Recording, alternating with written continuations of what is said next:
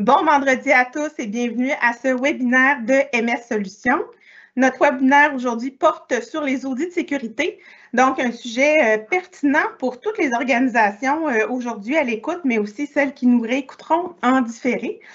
L'audit cybersécurité, c'est vraiment un outil clé en matière de prévention pour votre organisation et c'est ce dont on parle aujourd'hui.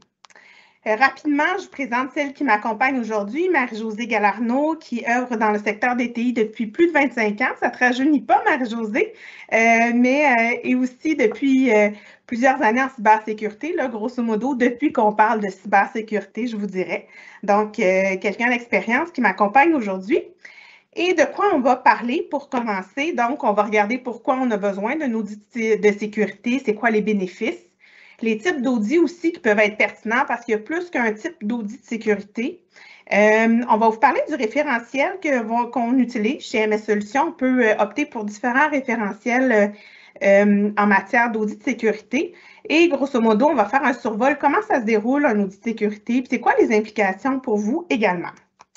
À la fin, on va répondre à vos questions, ou peut-être même en cours de route si vous avez des questions là, pendant que l'on présente. N'hésitez pas à utiliser la fenêtre de clavardage qui est prévue à cet effet afin de nous poser vos questions. Là, ça va nous faire plaisir d'y répondre dans la mesure du possible.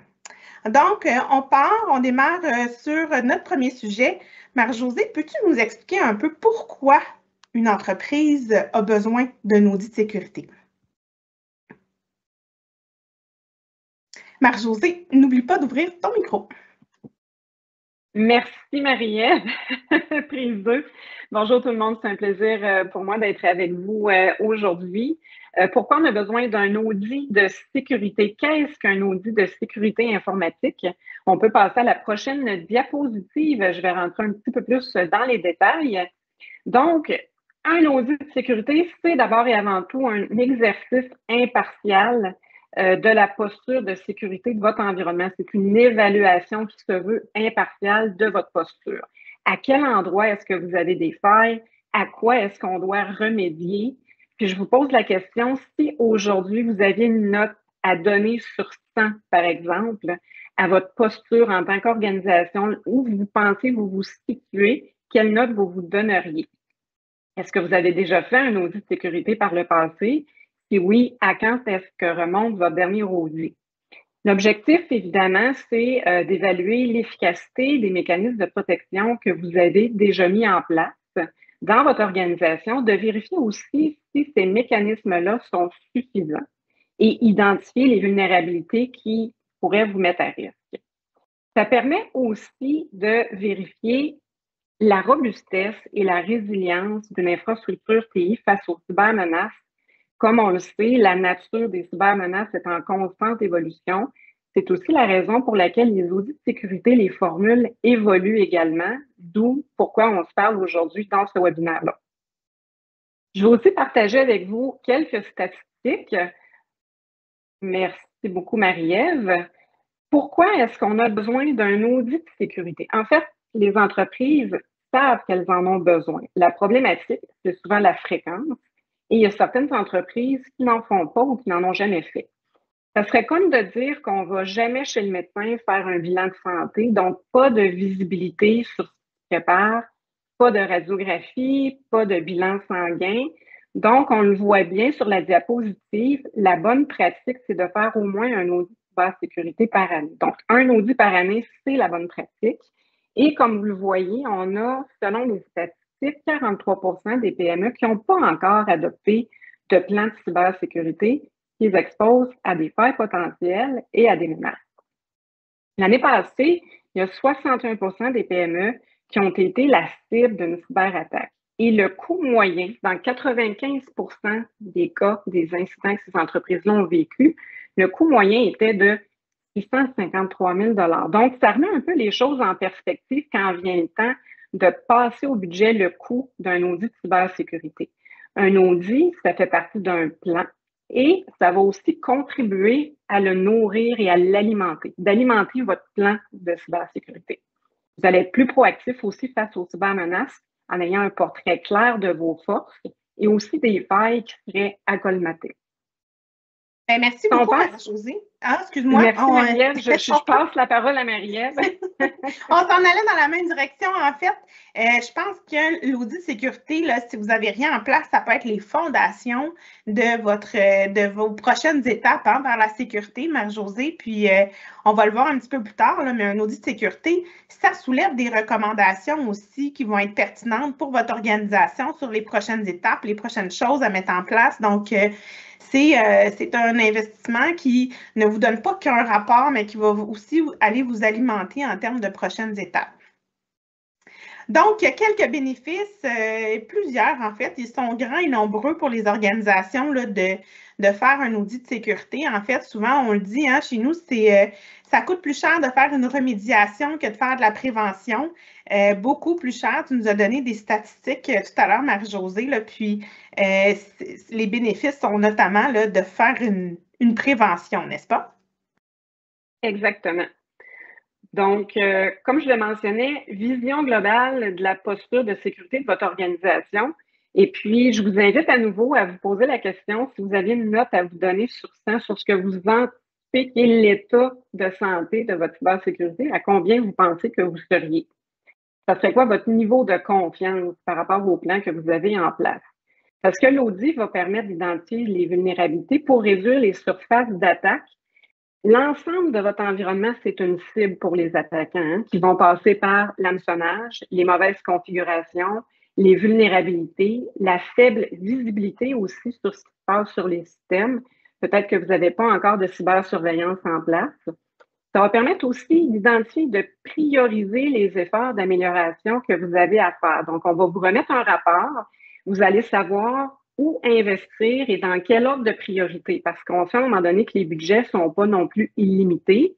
D'améliorer votre posture de cybersécurité, c'est une progression. Donc, c'est quelque chose qui va se faire par étapes. Donc, ces rapports-là aident beaucoup à établir les budgets puis les actions à prioriser.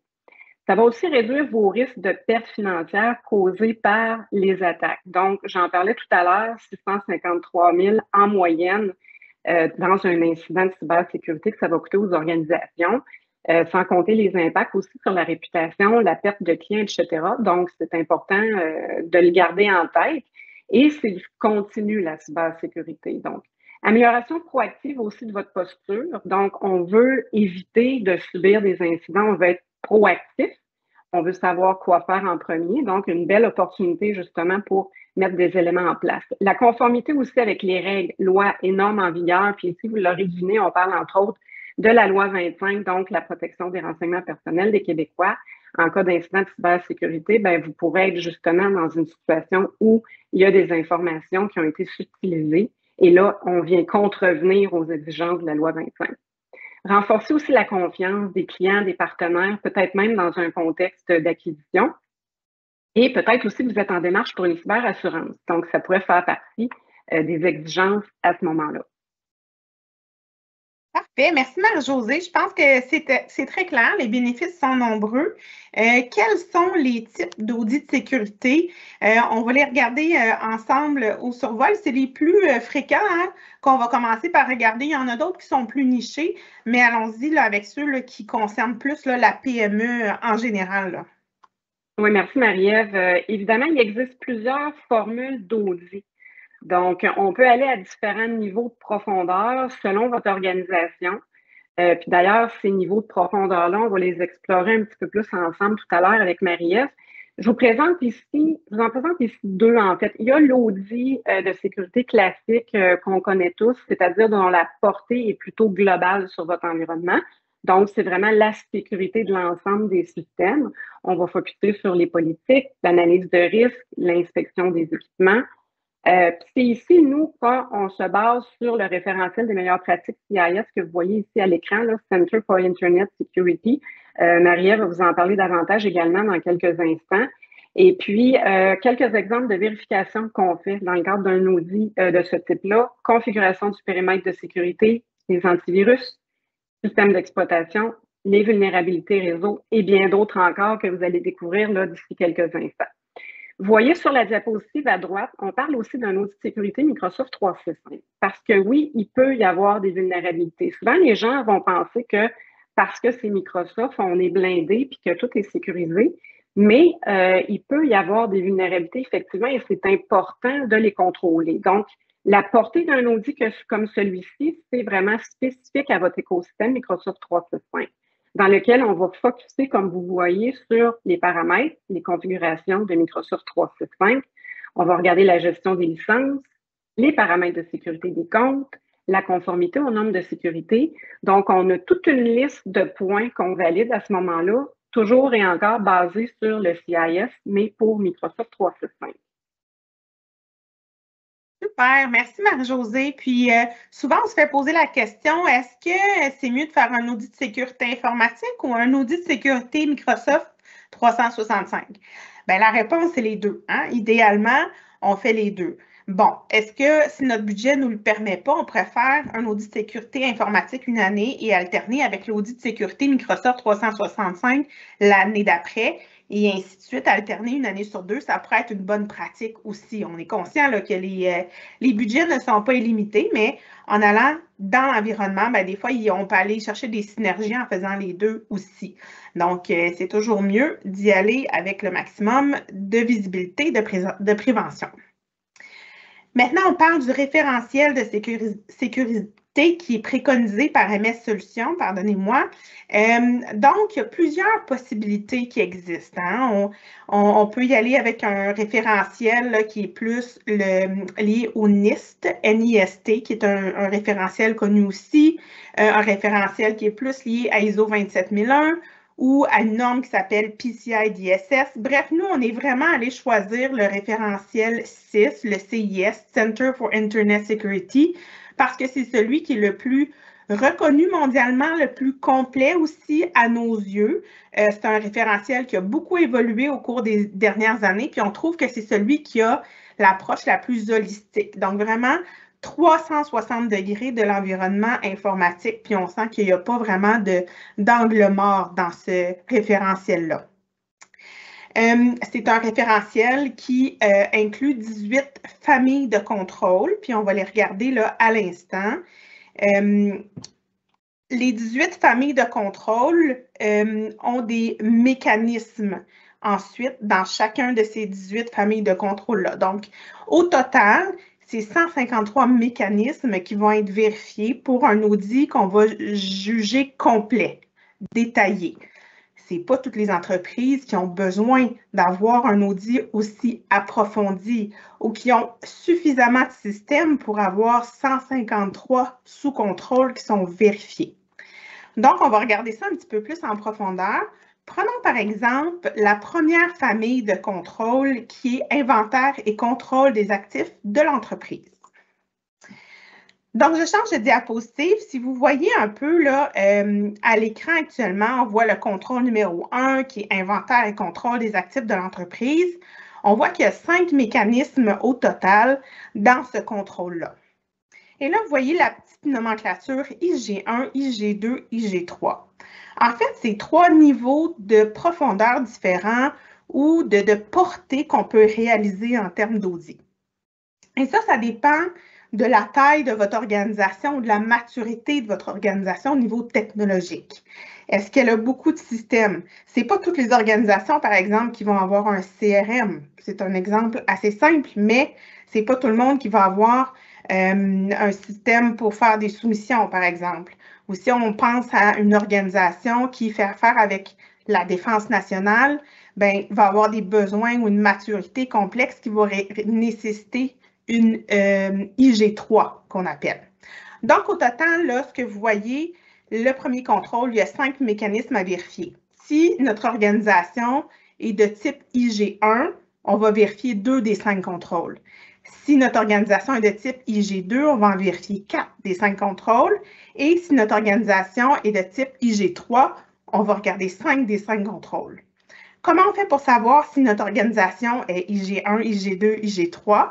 Bien, à ce moment-là, il faut faire un appel de découverte ensemble pour voir un peu la complexité de votre parc informatique et la quantité de systèmes à vérifier. Donc, je pense que ça résume pas mal les points qui sont là.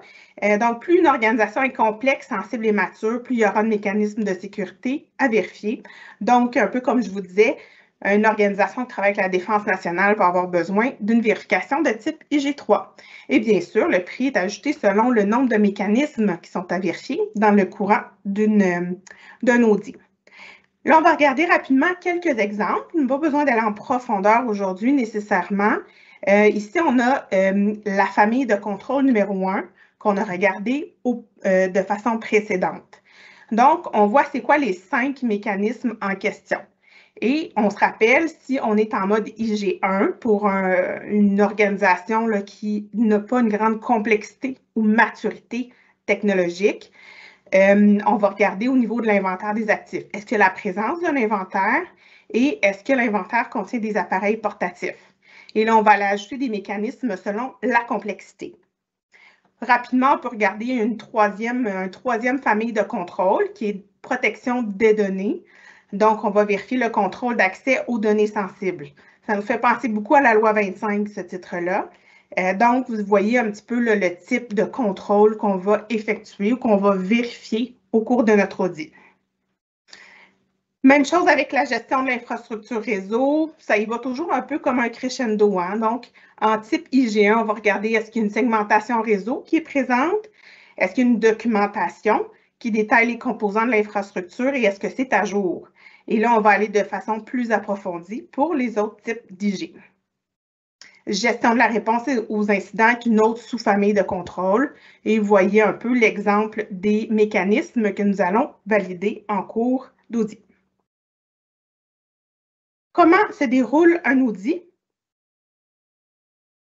Marie-Josée, à toi la parole.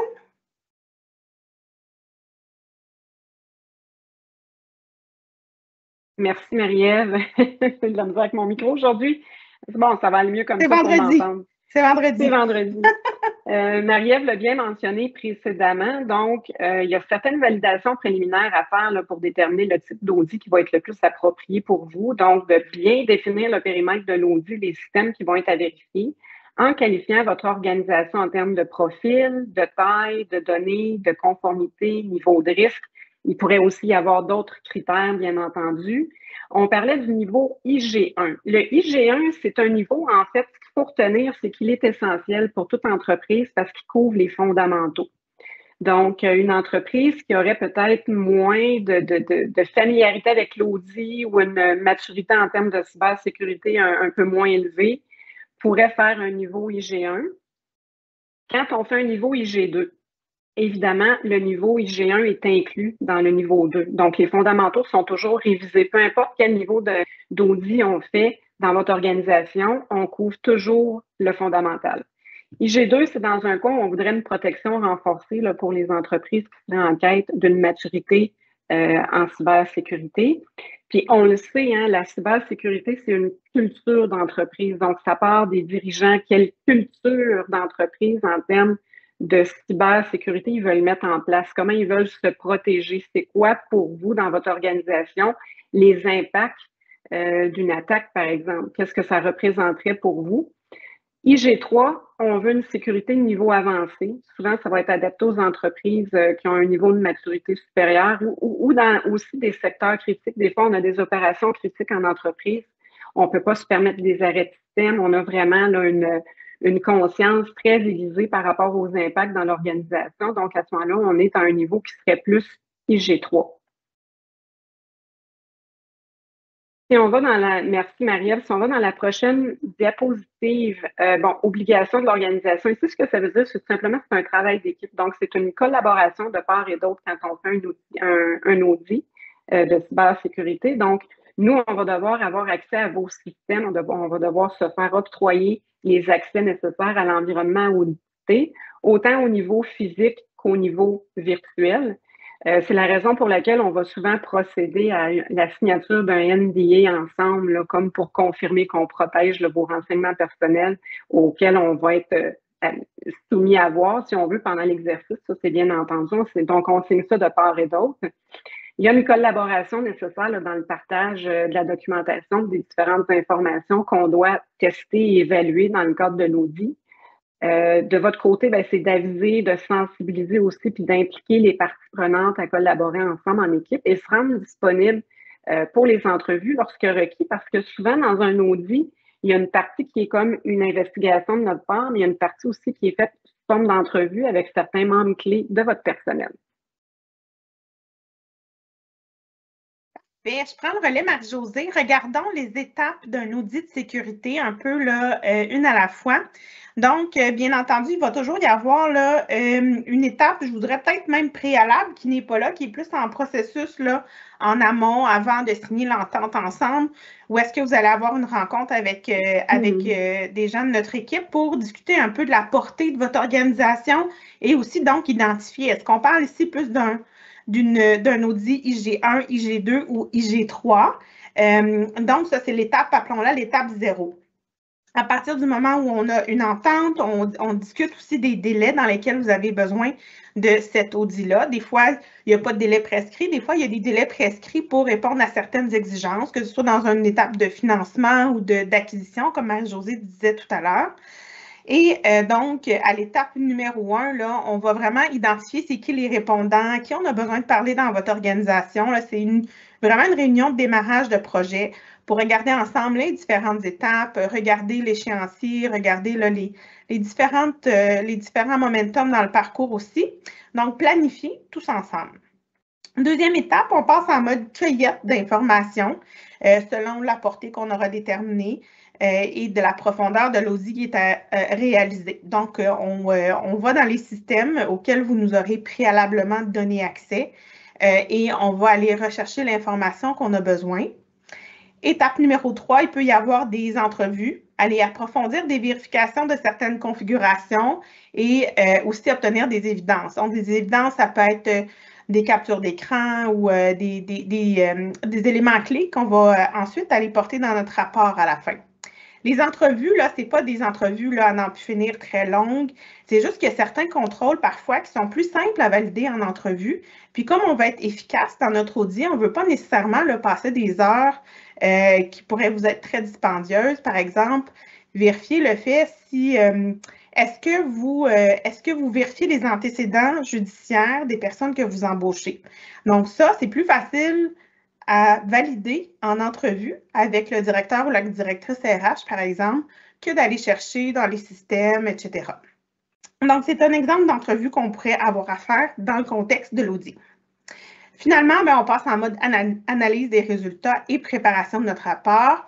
Et finalement, on présente le rapport, incluant les recommandations aux gens que vous jugerez pertinents au sein de votre organisation. Si on regarde un petit peu l'étendue du travail qui est à faire, là, vous voyez quelques captures d'écran.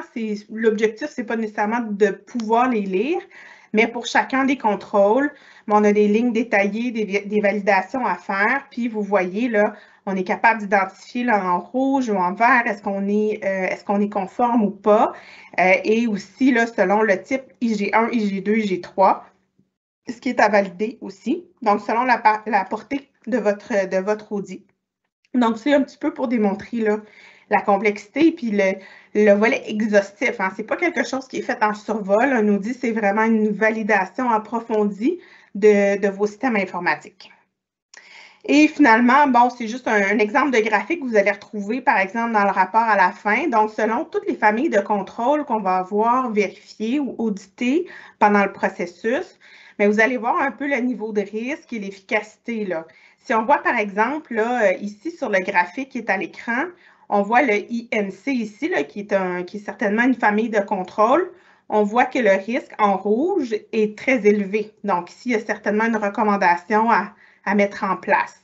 Si on regarde CONF, qu'on pourrait peut-être voir comme une certaine configuration, on voit qu'il y a quand même là, une bonne efficacité de ce côté-là.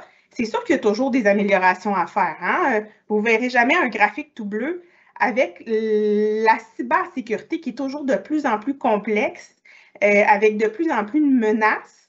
C'est un travail en cours constant. Donc, voilà pourquoi il faut faire un audit sur une base annuelle ou 2 fois aux 2 ans, peut-être, par exemple. Donc, vous verrez dans les rapports là, ce type de représentation graphique-là, des recommandations concrètes aussi. Donc, on ne veut pas que ce soit un rapport qui soit tabletté, mais bien qu'il soit très utile pour vous. Et avant de passer aux questions, je passe la parole à Marie-Josée, mais je rappelle à tous, si vous avez des questions, c'est le temps de les écrire dans la fenêtre de clavardage. Marie-Josée, à toi pour nous dire comment bien choisir son auditeur. Merci beaucoup, Marie-Ève. Donc, je vous partage ici, en fait, qu'on est certifié ISO 27001, qui est une norme reconnue en sécurité que vous connaissez probablement déjà, vous en avez probablement déjà entendu parler, et quelques certifications, là, comme vous le voyez à l'écran, de nos spécialistes. Donc, c'est pour vous dire que votre audit de cybersécurité va être basé sur des normes solides, reconnues et selon les bonnes pratiques. Donc, c'est aussi à vérifier, hein, si vous cherchez un auditeur qui est autre que MS Solutions, c'est un truc aussi de regarder c'est quoi les certifications que ces gens-là détiennent. Parce que vous savez, Absolument. Dans le marché, il y a des gens qui offrent des audits de cybersécurité gratuits. Donc, il faut voir ensuite là, si c'est fait en pesant sur un bouton, sur un outil qui va en surface ou si c'est fait par des gens compétents qui vont en profondeur. Donc, on a quelques questions là, dans le clavardage. Oups, j'allais trop loin dans ma présentation. Toutes mes excuses. On pourrait peut-être y aller avec les délais de prise en charge. On nous demande c'est quoi les délais de prise en charge si j'ai besoin d'un audit. Je vais la prendre, cette question-là. Marie-Josée, je vais t'en réserver une prochaine, assurément. Les délais de prise en charge d'un audit, ça peut varier environ là, de 2 à 4 semaines, je vous dirais, selon la période. Et un délai de réalisation, on parle de 3 à 6 semaines environ, selon la portée qui est auditée. Hein. Une IG1 va être plus rapide qu'un audit IG3. Ensuite, Marie-Josée, est-ce que l'audit va en surface ou en profondeur et quel est l'impact au niveau des coûts? Marie-Josée, veux-tu nous éclairer sur ça? Je pense que ça nous ramène un petit peu à nos 3 IG, hein? Oui, absolument, c'est ça. Ça dépend toujours du niveau de profondeur là, dans lequel vous souhaitez aller. Donc, c'est pour ça que l'entrevue préliminaire est importante, advenant que vous seriez intéressé à procéder à un exercice comme celui-là. C'est d'organiser tout simplement une rencontre préliminaire ensemble, puis voir un petit peu c'est quoi l'envergure de vos systèmes, qu'est-ce que vous avez en place. Donc, nous, on a vraiment là, une échelle très spécifique là, de quantité là, de certains éléments. Là, je ne vais pas rentrer trop dans le technique, mais qu'on va être en mesure d'évaluer ensemble, puis tout dépendamment de l'envergure de votre environnement et aussi du niveau de profondeur auquel vous souhaitez aller. Là, à ce moment-là, c'est à ce moment-là que ça va faire varier le budgétaire pour votre audit. Là. Parfait. Merci, Marie-Josée. Dernière question qu'on a dans le chat, il y a Geneviève qui nous demande par rapport aux outils de sécurité, est-ce qu'un VPN est game changer en termes de sécurité? Ça nous sort un peu de notre sujet de l'audit, là, Geneviève, puis en fait, il n'y a pas de solution miracle. Hein? La sécurité, c'est un amas de solutions de sécurité qui vous mène vraiment dans un environnement qui est de plus en plus sécuritaire. Le VPN, à ma connaissance, ce n'est pas tout. Hein? Je pense qu'on devrait plus parler, si on parle d'outils à 3 lettres, on devrait plus parler d'un MDR, par exemple. Je pense qu'il faut discuter davantage de votre environnement. C'est vraiment d'une entreprise à l'autre, mais le VPN ne fait pas d'outils de protection, Office d'outils de protection là, qui peut être très, très sécuritaire pour votre organisation. Ça prend un peu plus que ça dans votre environnement. Donc, parfait. Merci à tous pour vos questions. Si vous avez une petite chance d'aller nous laisser vos commentaires positifs, souhaitons-le sur Google, ça va nous faire plaisir. Il y a un lien dans la fenêtre de clavardage. Ça nous donne toujours un petit coup de pouce. Et je remercie Marie-Josée d'avoir été là. Je remercie ma collègue Alessine aussi qui est à la production, notre collègue Samuel et Bernard qui nous ont aidés au niveau du contenu. Donc, c'était tout un travail d'équipe cet après-midi. Merci à tous et passez un excellent week-end. Bon week-end à tous.